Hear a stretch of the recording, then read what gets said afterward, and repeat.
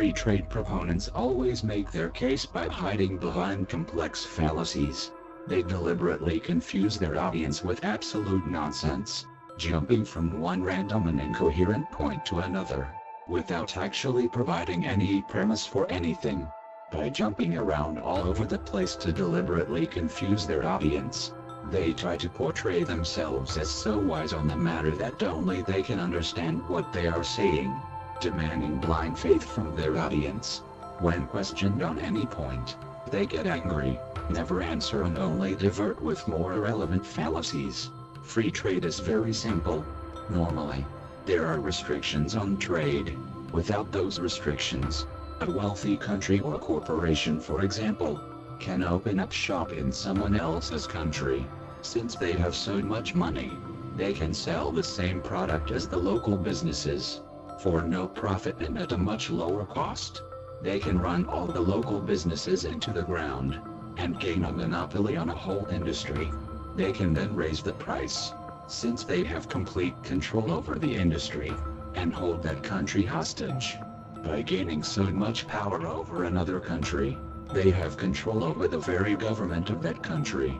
All the while, they harvest all the wealth from that country and distribute it to their own. In this way, Zionists have infiltrated and taken over every Western country. Restrictions and regulations on trade are there for various reasons. One of those reasons is to protect the sovereignty of a country by protecting their local industries from being taken over by foreigners. A tax, called a tariff, is placed on foreign merchandise to raise their price and give the local industries a competitive chance. That's just one reason. There are many others.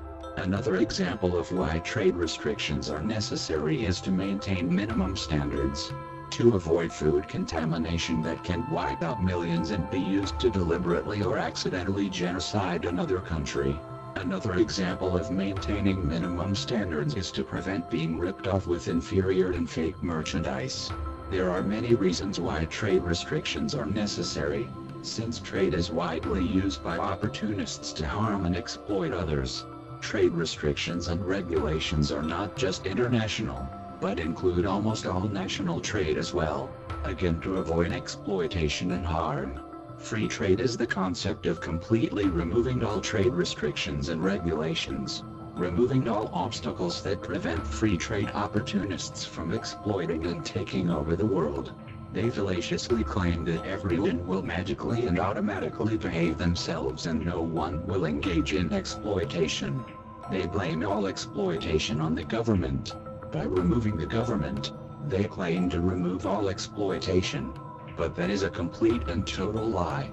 Exploitation doesn't come from government. The very point of government is to stop exploitation.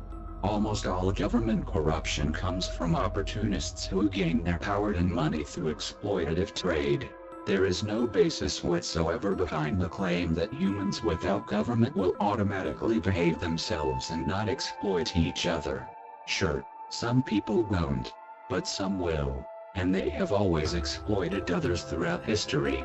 In mankind, exploitation is most heavily present in those without a government, such as the black tribes in Africa before Western colonialism, because they have no laws to hold them accountable and restrict what they can do. Exploitation happens in the very animal kingdom. It is a significant force behind evolution. Animals don't have governments.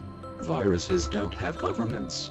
The truth is, free trade proponents have absolutely no evidence to support their deceptive claims, and their deceptive claims contradict a vast wealth of evidence to the contrary.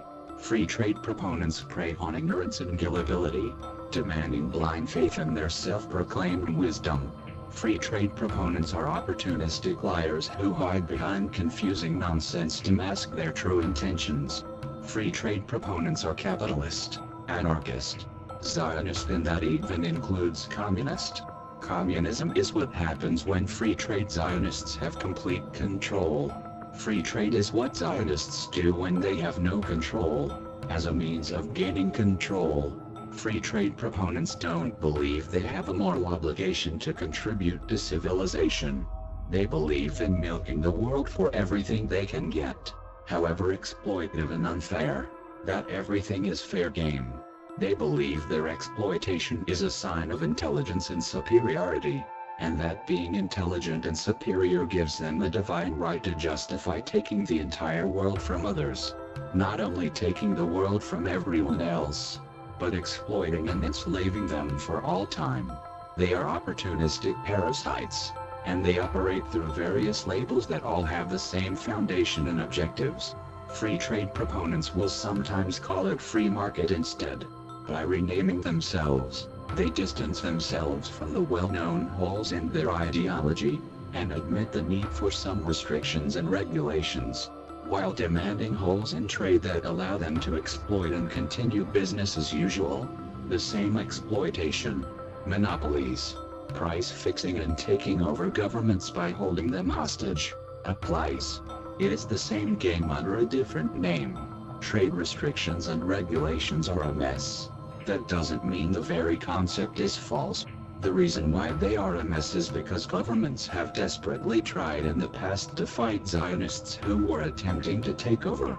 The Zionists won, and took over governments around the world. World War II was fought over this very problem, but the Zionists had to contend with a long list of restrictions and regulations that were already set in place as law. The Zionists have been picking away at those laws ever since they took over, trying to turn them into communist states, while also fighting resistance from within the governments they have taken over.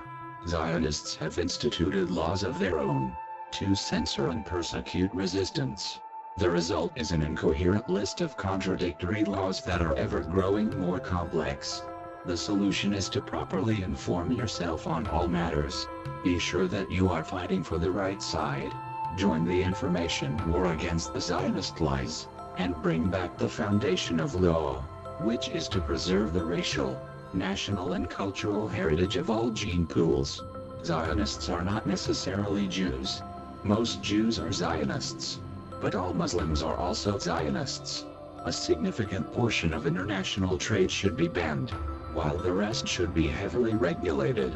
When it comes to national trade, bigger businesses need to be heavily regulated, while smaller businesses need to be regulated less. Free trade is not fair trade. It is unfair trade to the extreme. What we need is fair trade, with a focus on the least interference and influence as possible.